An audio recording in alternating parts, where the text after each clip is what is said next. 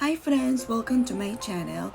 This is Susan Reeves, and in today's video, we will make some beautiful watercolor sky.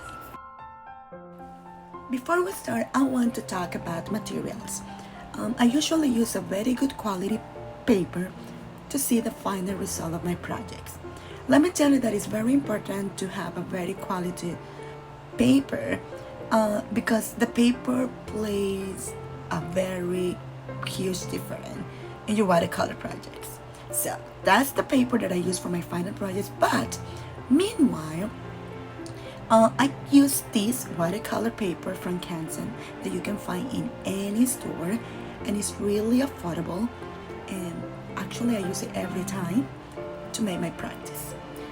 And other materials that you must have are obviously your watercolor set, some tissue papers, and some big Q-tip if you have at hand, or small ones too, and some brushes. The one's gonna help us to spread the water or pigment in our paper.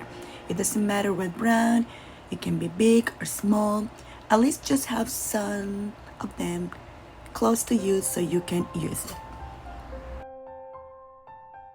And I'm gonna use this little water bottle spray so I can, apply first my paint, and then I can spray it on the top and maybe just clean it up a little bit with a napkin. So you're gonna see on the examples. This one is the one that we're gonna work, so you keep in mind that. And now let me explain a little bit about the 3 simple steps that we will make on this project. First, wet your paper with water. Second, apply your color. And third, lift the color using a Q-tip, paper towel, or tissue paper. This video is just an introduction about other detailed projects that we will make on future. I hope you like it. Subscribe!